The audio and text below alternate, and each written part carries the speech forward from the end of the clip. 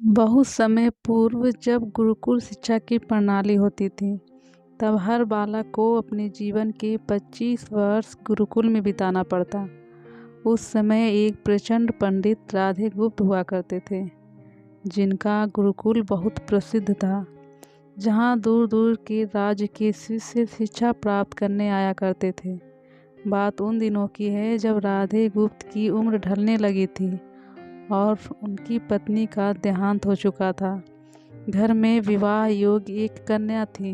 राधे गुप्त को हर समय उसकी चिंता सताती रहती थी। वह उसका विवाह एक योग्य व्यक्ति से कराना चाहते थे, जिसके पास संपत्ति भले ना हो, पर वह कर्मठ हो, जो किन्हीं भी परिस्थितियों में उसकी बेटी को खुश रखे और उचित समय पर उचित निर्णय ले सके।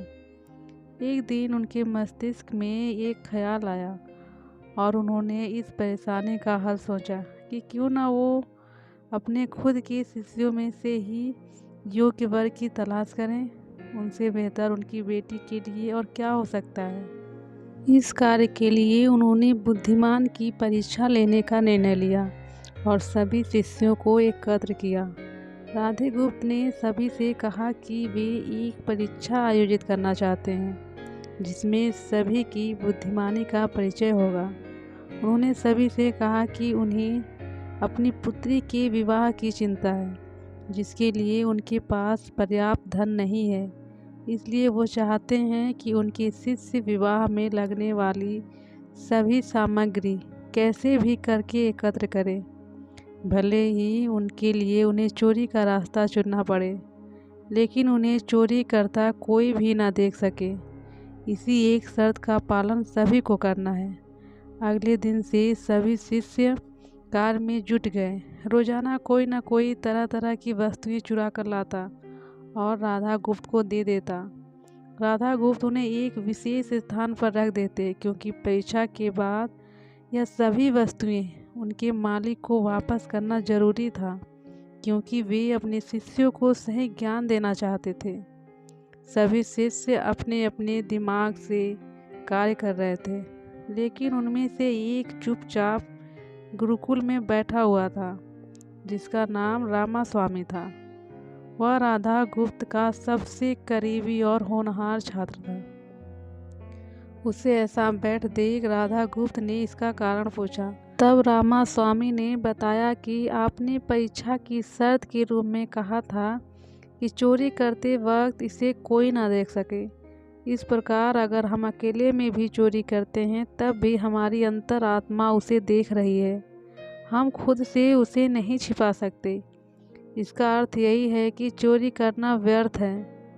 उसकी यह बात सुन राधा गुप्त के चेहरे पर खुशी छा जाती है। वे उसी वक्त सभी को एकत्र करते हैं और पूछते हैं कि आप सब ने जो चोरी की, क्या उसे किसी ने देखा? सभी कहते हैं नहीं। तब राधा गुप्त कहते हैं कि क्या आप अपने अंतर मन से भी इस चोरी को छिपा सकते हैं? सभी को बात समझ आ जाती है और सबका सिर नीचे झुक जाता है, सिवाय रामास्वामी के। राधा गुप्त रामास्वामी को बुद्धिमानी की परीक्षा में अव्वल पाते हैं और सभी के सामने कहते हैं कि यह परीक्षा मेरी पुत्री के लिए उचित वर तलाशने के लिए रखी गई थी। इस प्रकार रामास्वामी का विवाह अपनी पुत्री के साथ तय करता हूँ। सभी खुशी से झूम उठते हैं, साथ ही चुराई हुई हर वस्तु को उसके मालिक को सौंप विनम्रता से सभी से क्षमा मांगते हैं। बुद्धिमानी की परीक्षा से यही शिक्षा मिलती है कि कोई भी कार्य अंतर्मन से छिपा नहीं रहता और अंतर्मन ही मनुष्य को सही राह दिखाता है। इसके लिए मनुष्य को किसी भी कार्य के सही गलत के लिए अपने मन को टटोलना सबसे जरूरी है।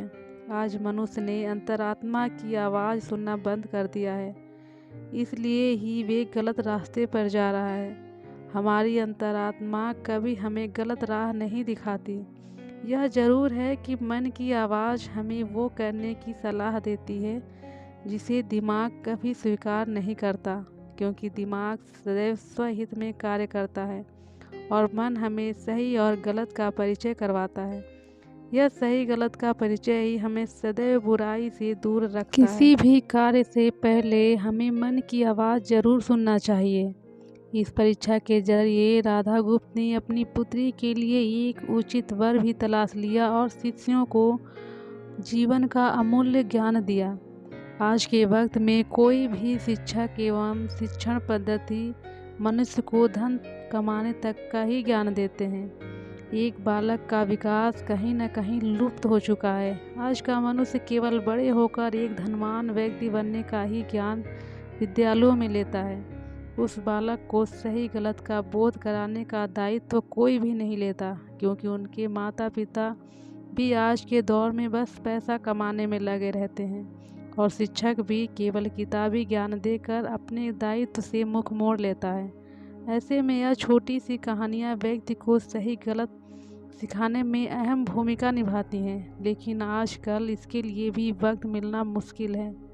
यह एक गंभीर समस्या है जिसके फलस्वरूप आज के बच्चे आसानी से गलत राह पर चलने लगते हैं और उन्हें इसका आभास तब होता है जब वे पूरी तरह ग्रस्त हो जाते हैं।